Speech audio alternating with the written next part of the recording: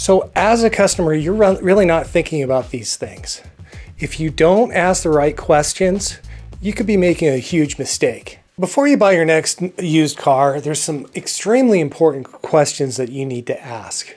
And stick around to the end of this video, because I have the one question that most people forget to ask, and it could potentially save you thousands of dollars.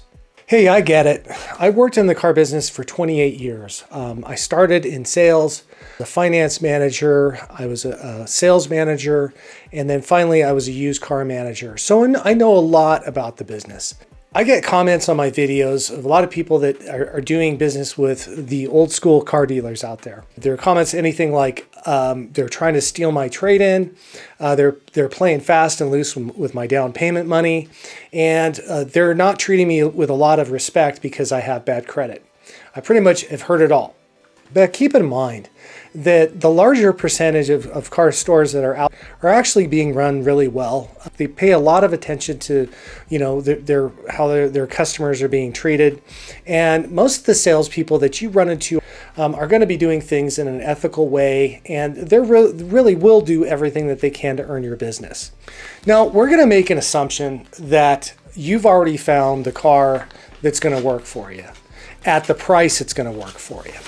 We're not talking about the old days. We actually have all this technology between Cars.com, Auto Trader, Car Gurus, Kelley Blue Book that will tell you whether or not the price of the car is good, that's acceptable, and they could also show you approximately how long the dealerships had the car in inventory. That way, they might be a little bit more flexible when it comes to how the vehicle is sold. So the first question that you need to ask, and again, this has to be at home. You're not doing it at the dealership.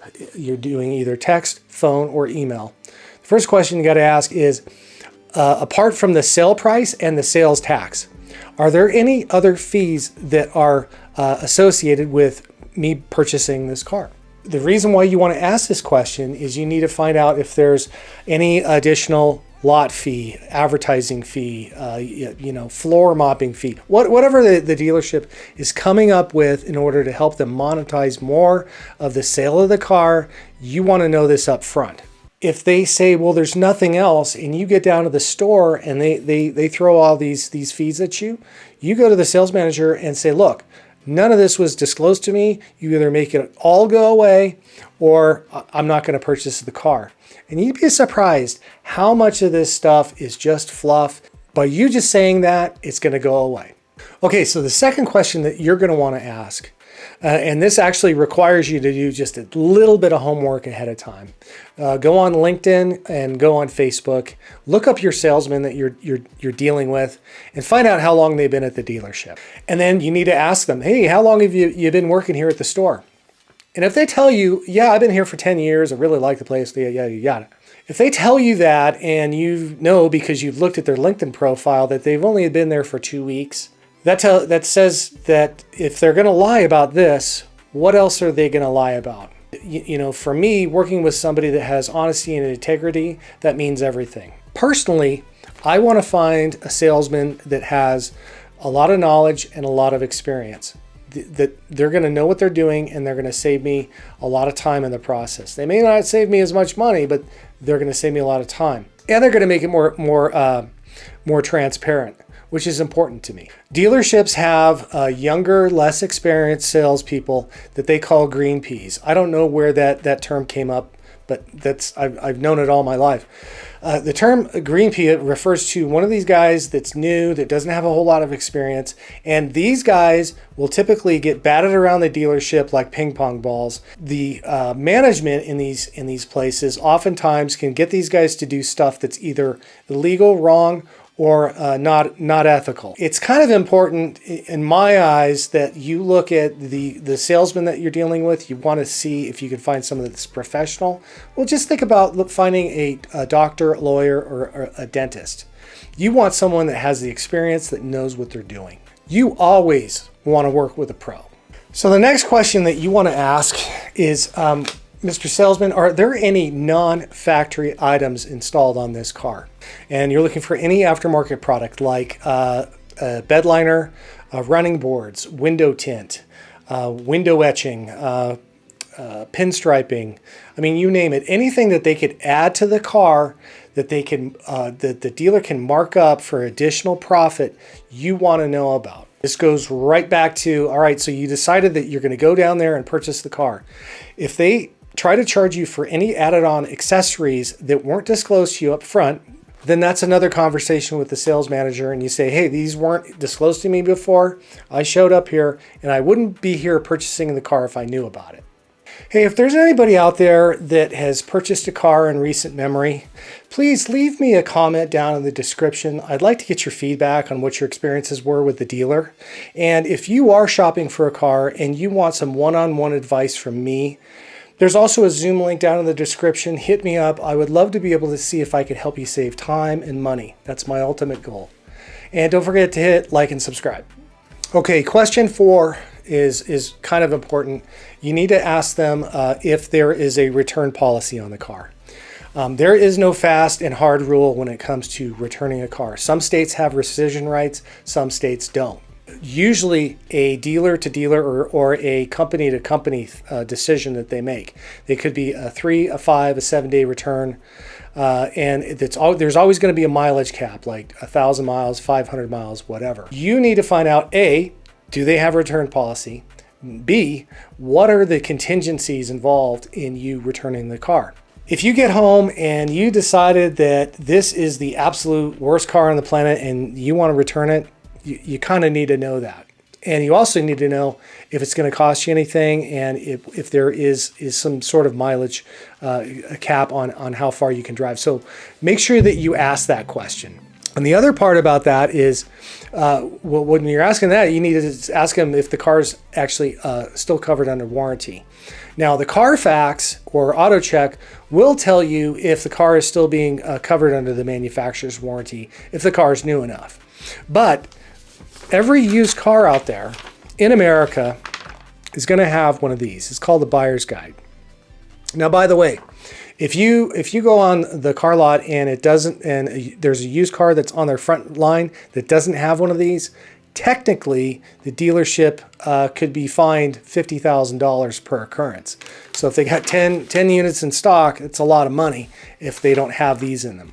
And what this buyer's guide shows is it shows if it's being sold as is or has a dealer warranty. Well, let's talk about as is, and that's pretty much what most cars are out there that are being sold. As is means if you pay for the car, you've taken delivery, you drive it off the lot and it breaks in half, you own the front half and you own the back half. The dealership is not going to cover anything and they're not going to pay for any repairs. If it shows that it has a warranty, like on this one here, it has a 90-day, 4,500 mile warranty. Now I got to tell you, most of these dealer warranties aren't really worth anything. They will cover, they're typically only going to cover any internally lubricated parts, meaning in the engine. And within that 90 days or 4,500 miles, the engine would absolutely have to detonate on its own. I've never seen a dealership warranty cover anything like that, because it's just not something that really happens. All the other 4,000 items on the car, the dealership's not going to cover. So in essence, when you do buy a used car, it is being sold as is, and you need to be aware of, if you do want a warranty, that's a whole other video, we'll get to that, but you need to know if it's still under any manufacturer's warranty. That's the most important part of that about this. So the 5th question is kind of dovetails in that first question that we had to the salesman of, how long have you been here? And this question is, Mr. Salesman, where did this car come from? And if they have some kind of story like, well, it was traded in by Mr. and Mrs. Smith, they were 2 weeks ago and they were very meticulous about the maintenance on the car, you've looked at the Carfax and you see that it was purchased at dealer auction 2 months ago. Something's not jiving there, okay? It's bullshit one way or the other. And again, this shows you who you're doing business with. If they're willing to lie about this, they're willing to lie about something else. So this is more of a fact-finding thing about who you're dealing with. Now, when it comes to where these cars are bought and sold, most late model cars that are purchased at dealer auction are either lease returns or rental cars. And this does not necessarily make them bad vehicles. In fact, when I was a used car manager, this is where the majority of my inventory came from, was the dealer auctions or the manufacturer auctions. It's a good source of inventory. It wouldn't necessarily be a make or break deal for me when I'm shopping for a car. I would mainly lean on whether or not it's had any kind of inspection. Which leads me to my next point is you need to ask them, what kind of inspections have you done on this car? Is it just a oil change, or do you just clean out the ashtray and put it out on the front line? Because I've seen pretty much everything. I've seen everything from the car having a 140-point inspection to basically nothing. The buyer's guide gets put in the car and is parked out on the front line. So it's important to ask that, but more importantly than that, you need to ask them, hey, I need to get this car inspected by my mechanic. When can they come by and take a look at it? Having the car inspected by a third party is so important. It's pretty much one of the most important things that you can do when you purchased a used car. I personally bought a car 2 months ago. It was 300 miles away, so I found a reputable mechanic. Look at Yelp, look at Google. I found a reputable mechanic in the area that could go to the dealership and do the inspection on it. The guy called me. It cost me $200. He gave it a clean bill of health, and it gave me so much more peace of mind in knowing that it was a good car and that I could rely on the decisions that I'm making, even if I'm not there. What's the number one question that pretty much nobody asks? And this actually is will happen when you're at the dealership. You can't do this from home, but this is a question that should come up in the process. And this happens when you're in the finance department and you're signing paperwork, and if the finance manager is stupid enough to slide over a contract, this is your paint and fabric protection on the car. Everybody purchases it. It's part of your purchase, and I just need to have you sign the bottom of this. Every aftermarket product or service that they try to sell you back there has its own contract. So what you need to do is you need to look down at the bottom of the contract. It's normally where the signatures lines are, and it will say something to the effect of, the purchase of this product is not required for you to be able to purchase the vehicle in question. There's going to be some sort of boilerplate language like that. And then you need to ask the finance manager, hey, this says here that I'm not required to purchase this. Is that correct? If they say, well, you are actually, then you need to just say, hey, listen, I see here I'm not required to purchase it. I'm more than happy to get up and leave. It's not something that I agree with, and it's not something that I want. I cannot tell you how many times I hear about people that don't read their paperwork and don't question it. And they get home and they realize after the fact, they read their paperwork and they paid $6,000 for something that they either didn't know about or they didn't want. So it's very important that you read your paperwork and you ask these questions. So here's the bottom line. Here's what you need to remember. The dealership needs you to buy from them more than you need to buy from that specific dealer. You're the one that's in control. If a dealership is not going to remove bogus fees or products and services that you don't agree with, find one that will. It's really important that you feel comfortable about what you're doing. The transaction has to be seamless, and it actually has to be very transparent. And if there's a dealership that's not going to be treating you fairly, then find one that will.